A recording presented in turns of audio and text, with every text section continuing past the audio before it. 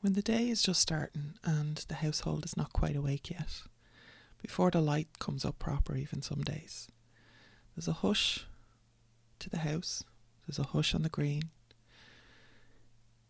coffee's just on, and there's a clean cup of water set down by the back door with a quiet word spoken over it. That's it. No drama, no thunderclap, no big ritual. Just a small, steady act that says, I'm here, and means it.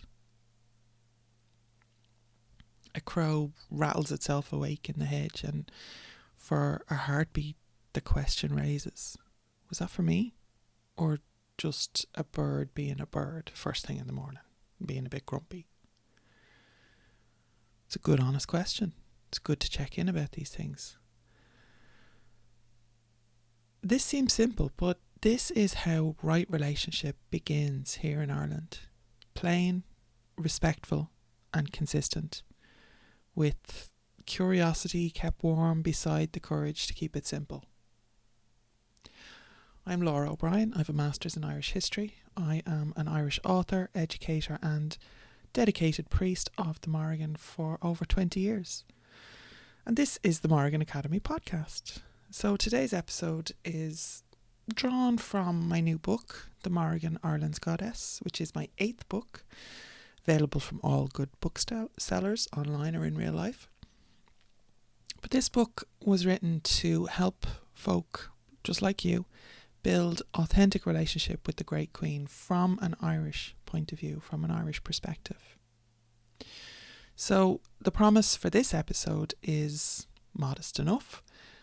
You're going to get a clear starting point, a few dependable building blocks, and a small little practice that fits in the time it takes to drink a cup of tea or coffee, whatever you fancy yourself.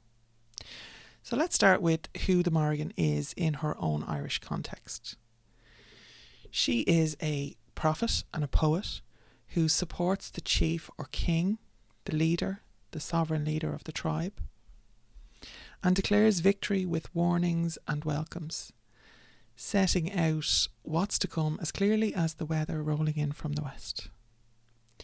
She is the fighter who steps into the fray, sometimes physically, but more often through sorcery and strategy, turning the tide by mind and magic rather than brute force. She is the fixer who ensures the right things happen in the right places to bring about the necessary outcomes, with a knack for getting the pieces just where they need to be.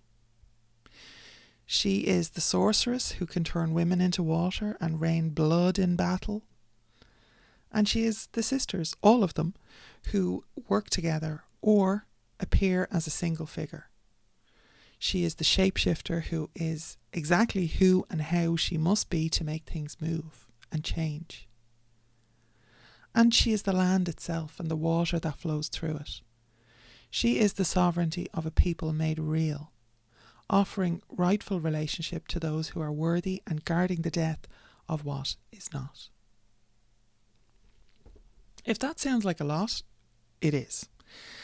And if you're anything like me, when you're first facing into the Mórrígan and trying to learn about her, it can be very confusing, it can be overwhelming, it can be contradictory, it is contradictory, and a lot of people don't really seem to be getting it well enough to be able to explain it to you.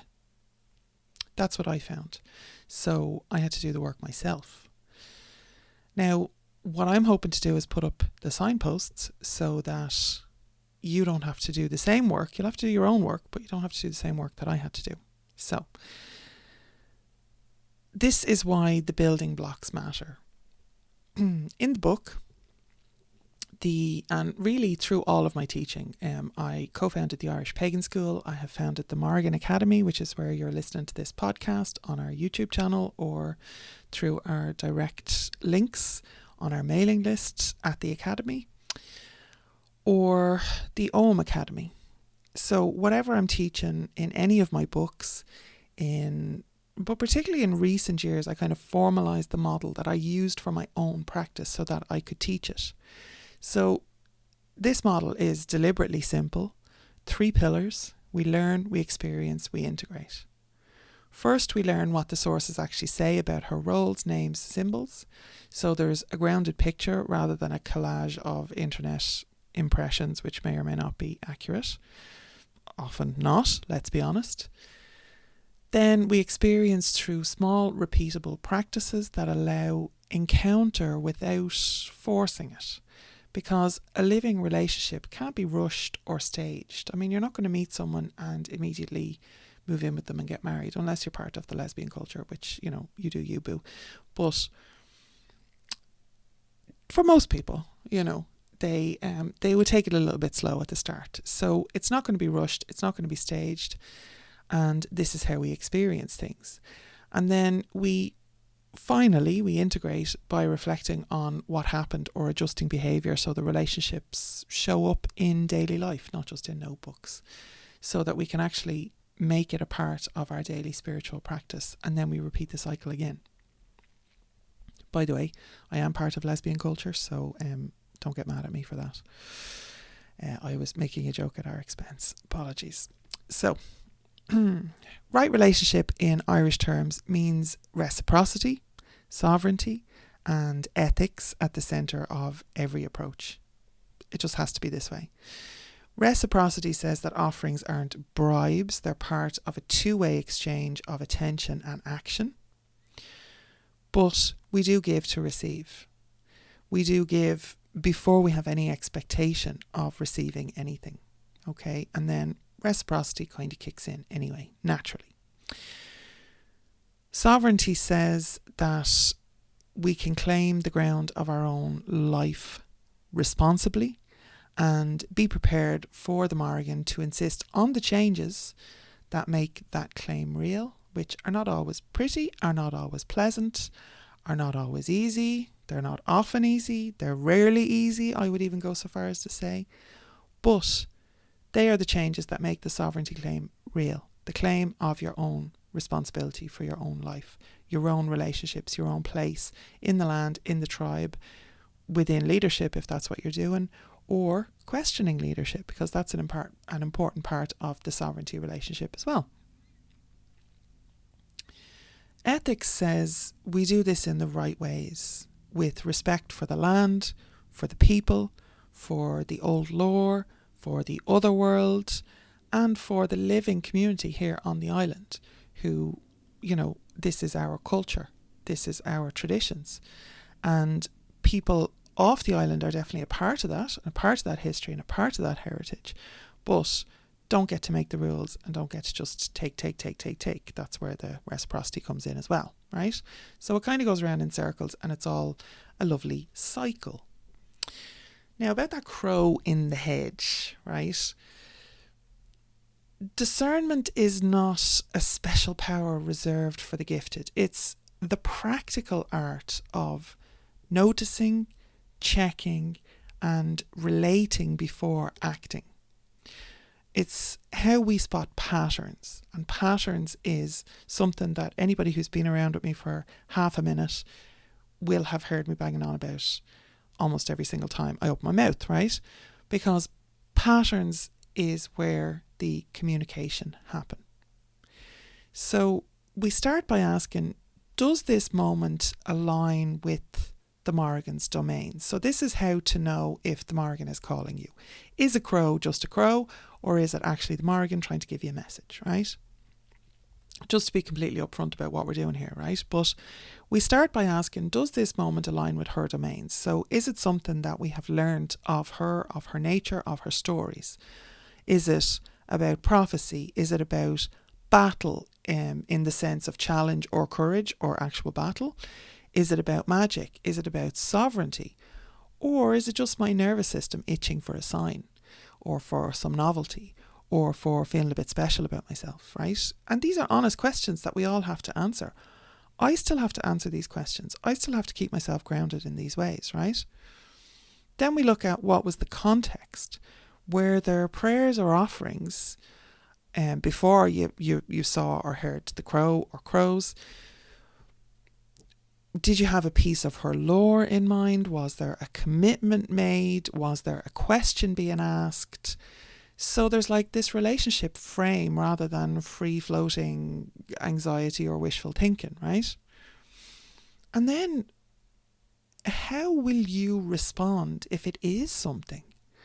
Because in this tradition, the point is less about collecting omens and, swapping spooky stories with your friends, and more about your own speech and action that flow from the signs and the messages and the communication that you're receiving through your right relationship, and flow from them in the right order. So beginners would often ask where to start with offerings and altar craft, and the answer is really to start small. Keep it clean, keep it Irish. A cup of clean water is grand. Some fresh dairy is good too. Little drop of wine or whiskey, if that's what you want to give, that's grand. All of those are perfectly fine and acceptable offerings. And they are offered then with simple words. So if nothing else, water ties land and people together here. And it's respectful in any house, and it is directly connected with the Mórrígan. When she shows up in the landscape, she often shows up in water at a ford. She turns a woman into a stream at one point. She's in a river, right? So all of these things are important to her. So water is very appropriate. You can just put aside or find a quiet corner, a steady candle when that's safe, a little tidied space that you've just made. And like these are offerings too, because sovereignty thrives in order. And if you can only kind of clear a little corner of a window ledge, if the rest of your life is in chaos and this is the bit that you're going to claim, great. It's a great start. Keep going. But it's also enough. It's enough in the here and now, right? If you have the option or the opportunity of a daily journal, this is really good. Make the entries short though. A line or two is better than like an aspirational essay that never gets written, or, it feeling like a huge chore that you have to keep a record of 10 pages, right? Get as much as you can captured and reflected on and integrated and all the rest of it, but make it reasonable, make it manageable as well, right? Like there's I'm not even going to cut that out. There's a temptation when you start to like run headlong into these complex rituals or deep trance states, because like there's this hunger, I would even say some like starvation for connection, and that is so real. And like fair play if that's where things go in time, but going too fast can burn your roots. Like you never get to put down the roots properly, and they burn up, they shrivel, they wither, whatever, right? We need strong roots anyway, is the point I'm trying to make. So the practice that holds over years is really built on these small acts done well, done often, and which is why I keep talking about this, like 5-minute daily practice, or it can be a 1 minute, it can be a 2 minute, it can be a 3 minute, 4 minute, 5 minute, right? Doesn't matter. Pick a minutes and make it your daily touch point. And this matters more than like this monthly full moon scramble for a big performance, right? It really does, like 100% more, honestly, if the full moon monthly scramble is all you're doing, right? The book that I've written has exercises and prompts in it, and like this is all on purpose. There's questions in there that really invite a short personal truth, not a perfect answer, so that the learning kind of keeps moving into experience and then into integration.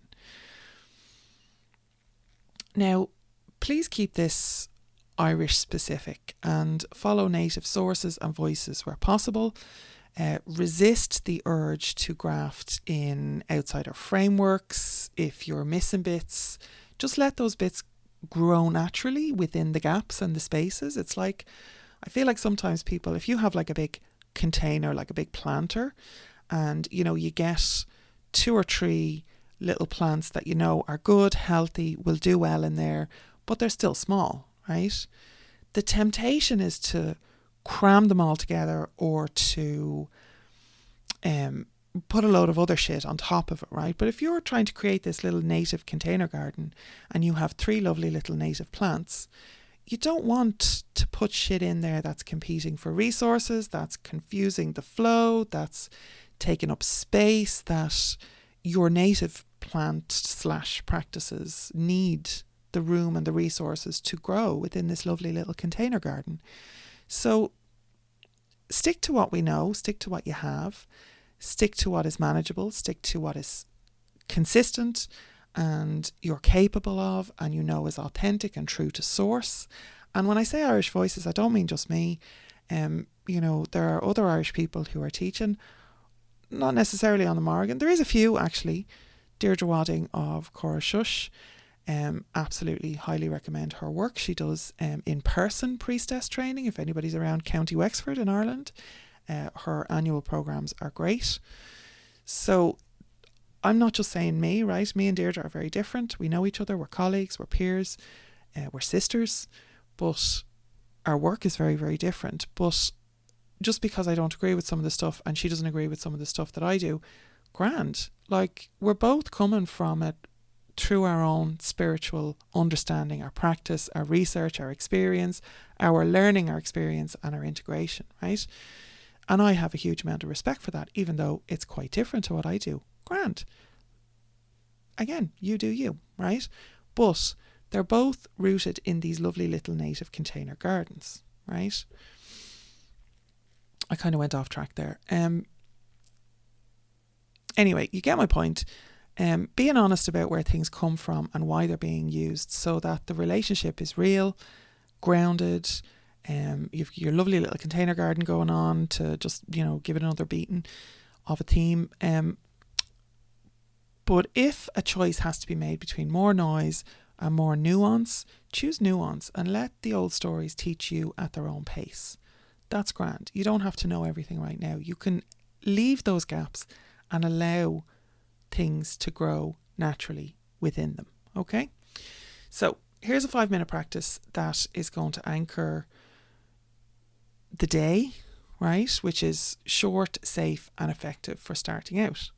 Or, re-engaging with your process if you've come off it, if you've got off track or whatever, right? This is grand too for starting out again. So, 1, sit and breathe gently for a slow count of 4 in and 4 out. Make sure that you're exhaling fully and let your shoulders drop. Make sure that your tongue is down off the roof of your mouth. We tend to hold it up there, which gives us jaw stress and jaw pain. So just make sure that, you consciously are relaxing the bits that normally hold tension, right? Pour a small cup of clean water. And again, it could be milk, it could be cream, it could be whiskey or wine if you want, but clean water is just fine. And say something like, for the great queen in respect and right relationship, just something super simple. And then set it down somewhere. Again, a corner, a space that you've tidied, that you've claimed, right? Speak 1 sentence of intention for the day that names a quality that she carries. Courage, clarity, sovereignty, strategy, strength, power, magic, right? Claim it in plain words, but align yourself with a quality of the Mórrígan. Align your intention with the quality of the Mórrígan. If you have time, read a single paragraph or a line from a book or from my book, from Morgan Daimler's translations of the Cathmachera or the Battle of Moitura, from the Tánaiste Cúilne, the Cattle Raid of Cooley, from the Tánaiste Regavna, the Cattle Raid of... You get the point anyway. We have resources at the Mórrígan Academy on the blog, which will give you digital links to some of the direct manuscript sources in translation. So you can literally read a line or two, have a little think about it, right? Or again, read a paragraph from my book, The Mórrígan, Ireland's Goddess. Excellent book, out in all shops. But think about this and see how it relates to her roles, and just like hold it in mind. Like, what are you learning about the Mórrígan when you read this paragraph, this line, when you think about her roles, her functions? What are you actually learning about the Mórrígan, right? And just hold that for another deep breath in and full exhale breath out. And then write just one line noting what you noticed and one practical action you'll take today that aligns with what you named. So your intention that you've named for the day, what is the practical action that goes with that? It could be something tiny, doesn't have to be big, doesn't have to change the world, because it all adds up, right? So that's 5 steps. Keep those 5 steps going for a week, see what shifts, because the proof of a practice is in its steadiness, not its spectacle. If something stirs, if you have a dream, if there's a phrase that won't let go that keeps coming up for you, if there is a sudden need to tidy the altar corner, treat it as data for the relationship rather than a demand for instant escalation. Just take note of it, and again, watch for the patterns, right? It doesn't mean that like the Mórrígan is going to stomp her way into your life and blow everything up, right? No promises, no guarantees. Not saying she won't. She might, but it would be very rare, right? If somebody's just starting up and, you know, they have this little 5-step practice with the Mórrígan, that is going to build a nice, steady, gentle connection before anything else gets crazy, right? Things might not get crazy, but the Mórrígan is an important goddess and she works with important projects, let's say, right? Anyway, so this is data for the relationship, not demand for instant escalation. And if nothing stirs, because I really want to address that, 7 days is not a long time, right? 21 days, 28 days, a full moon cycle, it's not a long time in the grand scheme of things. You could be working at this for a year before you start to feel the Mórrígan's presence, and that's okay. Things will happen in their own time, in her own time, realistically, not in yours. You don't get to set the time frame, right? So, if nothing stirs, keep going anyway. The steadiness is the signal, and it's being heard. Might not be acknowledged, but she is aware of your presence. She is aware of the work, and she'll be monitoring. She'll be watching. She watches everything. So she is aware, right? She just might not be responding just now. She's got bigger fish to fry just now, right? But keep going.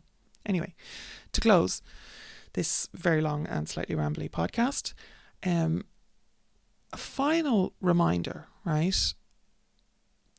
This work is not about performing Irishness or having some kind of like social badge that you can pin on yourself that you are, you know, practicing authentic Irish paganism and all you other plebs are not, right? That's not what this is about. It's not about collecting goddess badges.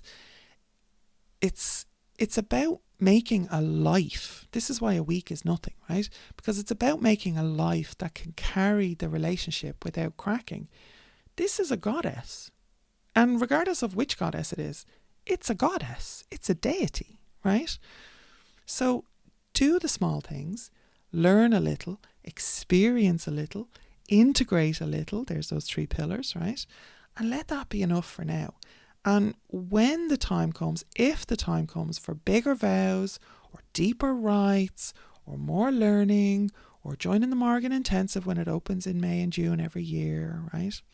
Grand. But you'll know, because the ground that you have made together will be ready to hold this relationship, will be ready to hold these bigger vows, these deeper rites, this dedication or priesthood even, you know, at some time in the future. But this is how we start. So if this episode has helped, the next right step is to get the book that underpins it, maybe, you know. It would be helping me out. If I have ever helped you out in any way, shape or form, buying the book would be really helping me out. So I'm going to be absolutely open and upfront about that. If I want this to be a Llewellyn bestseller, I have to sell 10,000 copies, which in some ways doesn't sound like a lot. But in other ways, it's a huge amount for books in this genre, right? So we want to help me out, hopefully, by buying the book. And some of the reviews that are coming in already. Sorry, somebody has started my printer going here at the end of the podcast. So we're just going to go with it. We're just going to go with it. Who needs editing? It's grand. The review part of it is that listeners are calling it the book on the Mórrígan. And people are saying that it's scholarly without being pretentious, which is exactly the balance that I wanted, honestly. So pick up the Mórrígan, Ireland's Goddess, from your preferred bookseller. And if it serves your path, please leave a short review. 2 lines, grand. Want to write longer? Brilliant. 5 stars, amazing. Anything under 4 stars really starts to tip the hand and tip the averages. So, I mean, if you're going to leave me a 3-star review, maybe don't, unless you feel very strongly about how much you hate the book, right? Because basically 3, 2 or 1 stars are kind of a death knell for these kind of books, right? But the more 5-star and 4-star reviews I get, amazing, right? If you find it useful, if you find it valuable, if you enjoy my teaching, tell a friend, get a copy of the book for them, ask them to leave a review, all the good stuff. Anyway, right? So if it serves your path, maybe it'll serve somebody else's as well. So hopefully let's make changes together with the Mórrígan. So slán go fóill, I will see you in the next podcast.